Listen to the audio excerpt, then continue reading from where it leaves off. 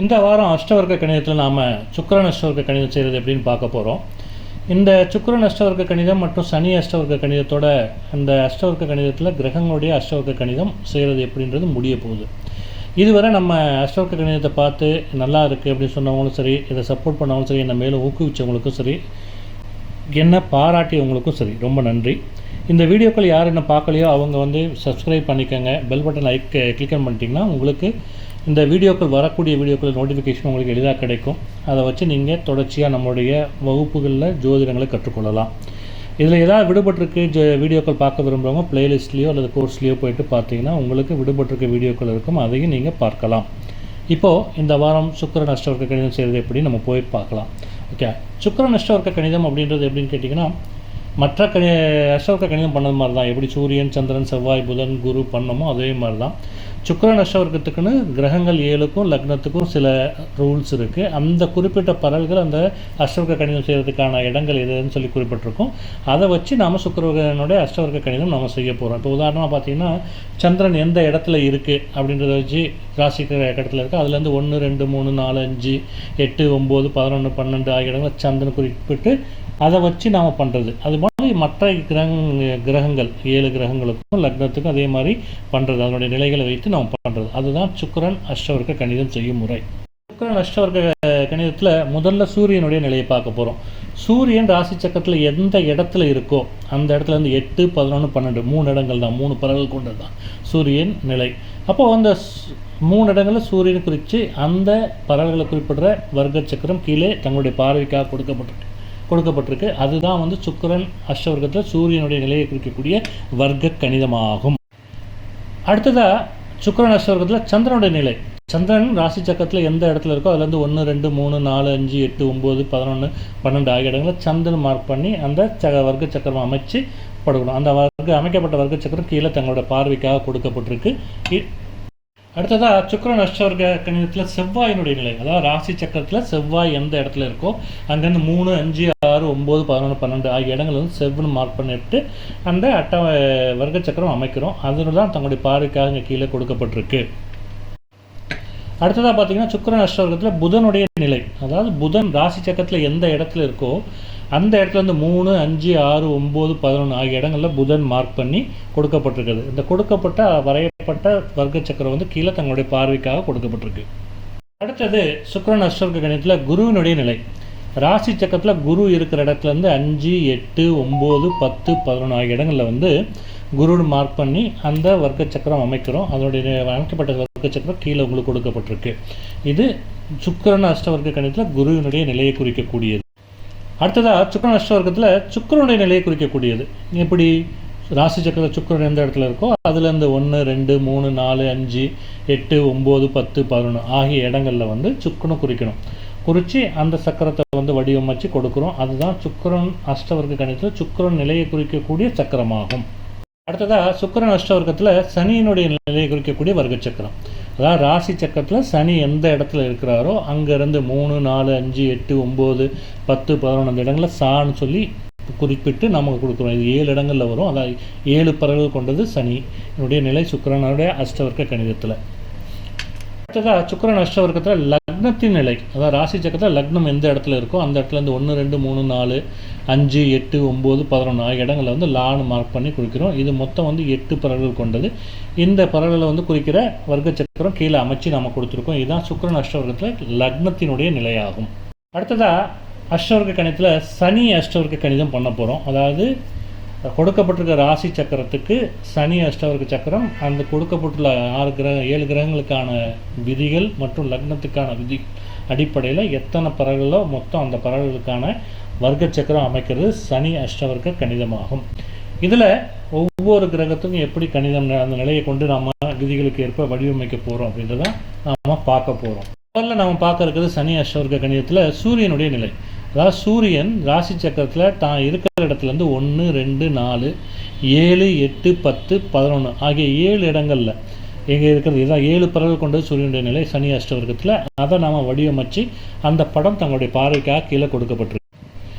அடுத்தது சந்திரனுடைய நிலை. அதாவது ராசி சக்கரத்தில் சந்திரன் எந்த இடத்துல இருக்காரோ அங்கேருந்து 3, 6, 11 மொத்தம் 3 இடங்கள் தான். அதாவது 3 பறவைகள் தான் கொண்டது சந்திரன் நிலை சனி அஷ்டவர்க்க கணிதத்தில். அதை வடிவமைச்சு கீழே தங்களுடைய பார்வை கொடுத்துருக்கோம். அடுத்ததாக சனி அஷ்டவர்க்க கணிதத்தில் செவ்வாயினுடைய நிலை. ராசி சக்கரத்தில் செவ்வாய் எந்த இடத்துல இருக்கோ அந்த இடத்துல இருந்து 3, 5, 6, 10, 11, 12 ஆகிய 6 இடங்கள் 6 பறவைகள் கொண்டு செவ்வாயினுடைய நிலை சனி அஷ்டவர்க்க கணிதத்தில். அதை வடிவமைச்சு கீழே கொடுத்துருக்குறோம். அதே போல் புதனுடைய நிலை சனி அஷ்டவர்க்க கணிதத்தில் எப்படி கணிக்கிறோன்னா, ராசி சக்கரத்தில் புதன் எந்த இடத்துல இருக்கிறாரோ அந்த இடத்துல இருந்து 6, 8, 9, 10, 11, 12 இந்த இடங்களில் வந்து புத அப்படி மார்க் பண்ணி நாம் அந்த கட்டத்தை வடிவமைக்கிறோம். மொத்தம் 6 பறவைகள் கொண்டது புதன் சனி அஷ்டவர்க்க கணிதத்தில். வடிவமைக்கப்பட்ட சக்கரம் தங்கள் பார்வைக்கீழே கொடுக்கப்பட்டிருக்கு. அடுத்ததாக சனி அஷ்டவர்க்க கணிதத்தில் குருவினுடைய நிலை. அதாவது குரு ராசி சக்கரத்தில் எந்த இடத்துல இருக்கிறாரோ அங்கேருந்து 5, 6, 11, 12 இந்த இடங்களில் குரு அப்படின்னு மார்க் பண்ணி நம்ம அந்த சக்கரம் வடிவமைக்கிறோம். மொத்தம் 4 பறவைகள் கொண்டது குருவினுடைய நிலை சனி அஷ்டவர்க்க கணிதத்தில்.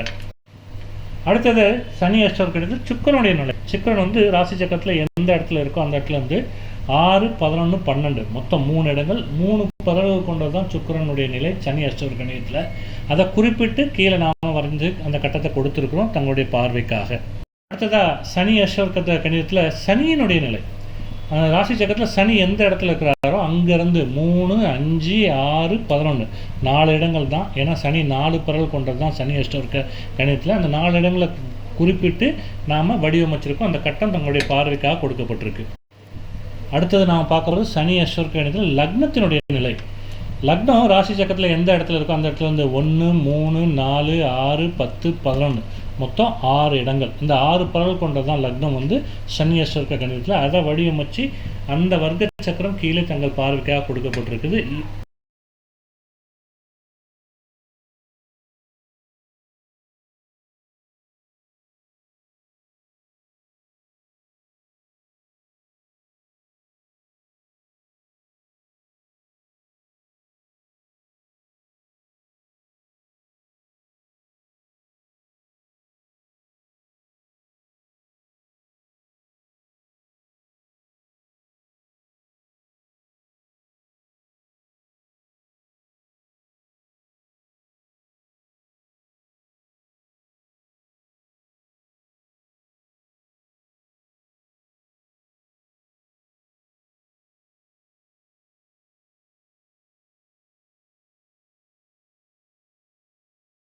இப்போது நாம் வடிவமைச்ச சுக்கிரன் அஷ்டவர்க்க கணிதம் செஞ்ச நிலையை கொண்டு ஒவ்வொரு ராசியிலையும் எவ்வளோ பரல்கள் வாங்கியிருக்கு. சுக்கிரன் அஷ்டவர்க்க கணிதத்தில் 12 ராசிகளும் ஒவ்வொரு ராசியிலும் எவ்வளோ பரல் வாங்கியிருக்கு. மொத்தம் 52 பரல்களில் அது எவ்வாறு பிரிக்கப்பட்டிருக்கு அப்படின்னு பார்த்தோம்னா, மேஷத்தில் 3, ரிஷபத்தில் 4, மிதுனத்தில் 3, கடகத்தில் 7, சிம்மத்தில் 5, கன்னியில் 5, துலாத்தில் 3, விருச்சிகத்தில் 5, தனுஷில் 4, மகரத்தில் 4, கும்பத்தில் 4, மீன ராசியில் 5 மொத்தம் பார்த்தீங்கன்னா கூட்டுத்தொகை 52 பரல் கொண்ட சுக்கிரன் அஷ்டவர்க்கம் இங்கே தங்களுடைய பார்வைக்காக மொத்தமாக குறிப்பிட்டு கொடுக்கப்பட்டிருக்கு.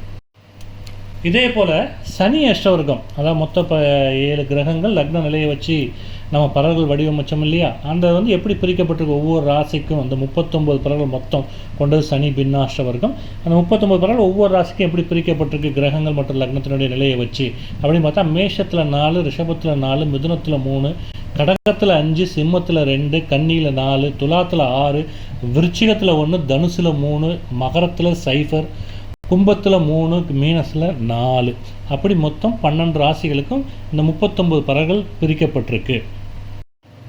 கொடுக்கப்பட்ட ராசி சக்கரத்தை வச்சு வடிவமைக்கப்பட்ட சுக்கிரன் அஷ்டவர்க்கத்தை வச்சு சுக்கிரன் பின்னாஷ்டவர்க்க சக்கரத்தில் பார்த்தீங்கன்னா ஒவ்வொரு ராசிலையும் எத்தனை பறவைகள் வடிவமைச்சோம் இல்லையா, அதை வச்சு பார்க்கும்போது சுக்கிரன் வந்து நீச ராசியில் உட்கார்ந்துருந்தாலும் அவர் லக்னாதிபதியோட சாரத்தை வாங்கியிருக்கிறது நல்ல விஷயம். அங்கே வந்து வேலை 5 புள்ளி வாங்கியிருக்கிறதுனால அவருடைய பலவீனம் குறைஞ்சி அங்கே சுப பலன்களையும் வலிமையும் தரக்கூடிய நிலை அதிகமாக இருக்கும்.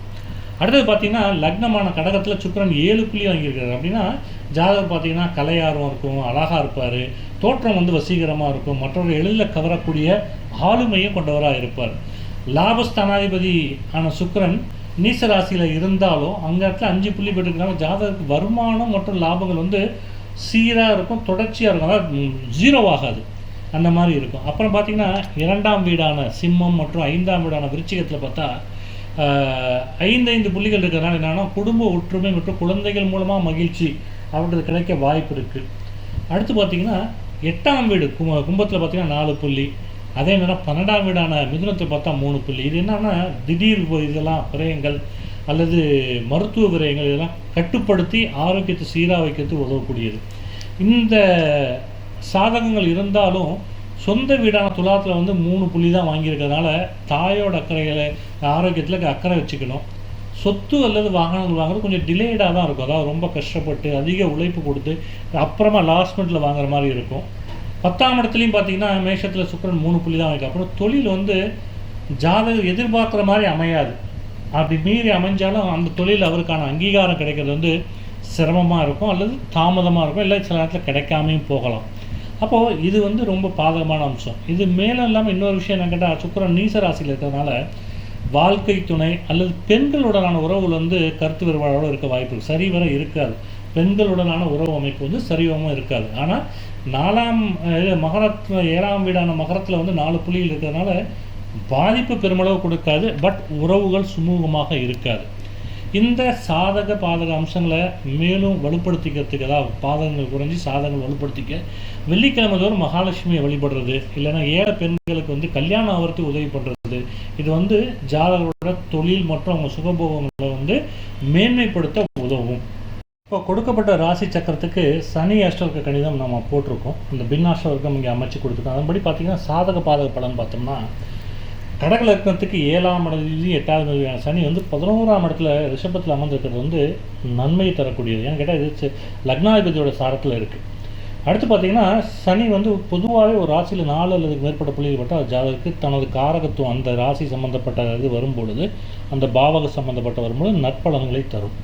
இப்போ பார்த்திங்கன்னா 4ஆம் வீடான துலாத்தில் வந்து சனி 6 புள்ளி பெற்றிருக்கு. இந்த இது வந்து சனியினுடைய உச்ச ராசி கூட சொல்லுவோம். நம்ம அந்த உச்ச ராசின்னு சொல்லும்பொழுது அங்கே வந்து 6 புள்ளிகள் பெற்றுள்ளதுனால ஜாதகருக்கு தொழில் ரீதியான ஸ்திரத்தன்மை, அசையா சொத்து, லாபம், வாகன யோகம் கண்டிப்பாக உண்டு. இது கொஞ்சம் லேட்டாக வருமே தவிர ஆனால் கண்டிப்பாக உண்டு. அதே மாதிரி லக்னத்தில் பார்த்திங்கன்னா சனி வந்து 5 புள்ளி பெற்றிருக்கு. அப்போ ஜாதகர் வந்து பொறுப்பான கடின உழைப்பு அழியாக இருப்பார். இவர் மற்றவங்க மேலே ஒரு தனி மரியாதை மேலே வச்சுருப்பாங்க மற்றவர்கள் எல்லாம். அதே நேரத்தில் லாபஸ்தானத்தில் 4 புள்ளியோடு இருக்கிறது வந்து லாபங்கள் மற்றும் மூத்த சகோதரோட ஆதரவெல்லாம் வந்து சீராக இருக்கும், நிதானமாக இருக்கும், பட் இல்லைங்காமல் இருக்கும். இதே 7ஆம் வீடான மகரத்தில் சனி வந்து 0 புள்ளிகள் பெற்றிருக்கிறது அப்படின்றது வந்து கூட்டாளிகளோட கண்டிப்பாக கருத்து வேறுபாடு வரும். இவர் வந்து டைரெக்டாக வாடிக்கையாளரை ஹேண்டில் பண்ணுறதுல பெரும் சிரமங்கள் அல்லது சிக்கல்களை சந்திப்பார். திருமண வாழ்க்கையில் அதிகப்படியான மனக்கசப்புகள் ஏற்படலாம். அதே மாதிரி ராசியான தனுசில் 3 புள்ளி தான் இருக்குது அப்படின்றது வந்து 6ஆம் வீடு ஜாதகம் இருக்குது. மேலும் 8ஆம் வீட்டில் பார்த்திங்கன்னா 3 புள்ளி தான் இருக்கிறது வந்து அவ்வப்போது திடீர் நஷ்டங்கள் எதிர்பாராத விதத்தில் நடக்கும் அல்லது எதிர்பாராத ஆரோக்கிய குறைபாடுகள் இதெல்லாம் நடக்கக்கூடிய வாய்ப்பு உண்டு. மேலும் 5ஆம் வீடான விருச்சிகத்தில் வந்து 1 புள்ளி தான் இருக்குது அப்படிங்கிறது பூர்வ புண்ணிய ஸ்தானத்தில் வந்து பாதிப்பை தருது. இது வந்து புத்திர பாக்கியம் அல்லது பூர்வ புண்ணிய குறைபாடுகளை தரலாம். அதாவது புத்திர பாக்கியம் இருந்து பலன் இல்லாமல் இருக்கலாம் அல்லது புத்திர பாக்கியம் இல்லாமல் இருக்கலாம். அவங்களுக்கு வரக்கூடிய பூர்வ புண்ணிய அதன் மூலமாக வரக்கூடிய பெனிஃபிட்ஸ் எல்லாமே கிடைக்காமல் போகலாம். பொதுவாக இந்த சாதக பாத அம்சங்களை மாற்றுறதுக்கு சனிக்கிழமை தோறும் ஆஞ்சநேயருக்கு வெண்ணக்காப்பு அல்லது வெத்தலை மாலை சாத்தி அவரை வழிபட்டு வந்தாலோ அல்லது உடல் ஊனமுற்றோருக்கு முடிந்தவரை, அதாவது சாப்பாடு, ட்ரெஸ்ஸு இதெல்லாம் வாங்கி கொடுக்க செஞ்சால் சனியினுடைய இந்த நெகட்டிவிட்டியை நம்ம தவிர்த்துக்கலாம். இந்த வாரத்தோட எல்லா அஷ்டவர்க்க கணிதமும் நம்ம போட்டாச்சு. இதனுடைய அடுத்த நிலையான சமுதாய அஷ்டவர்க்க, இந்த போட ஒவ்வொரு கிரகத்துடைய அஷ்டவர்க்க கணிதத்திலேருந்து சமுதாய அஷ்டவர்க்க கணிதம் பண்ணுறது எப்படின்னு பார்ப்போம். பண்ணதுக்கப்புறம் அதை வச்சு மொத்தமாக ஜாதகருக்கு எப்படி பலன் சொல்கிறது அப்படின்ற நிலைகளையும் பார்ப்போம். இது அடுத்த வாரம் நம்மளுக்கு அந்த கணித முறைகள் செய்யலாம் எப்படின்றது நம்ம பார்க்கலாம். இந்த வாரம் இத்துடன் இந்த அஷ்டவர்க்க கணிதம் நிறைவு பெறுகிறது. நன்றி, வணக்கம்.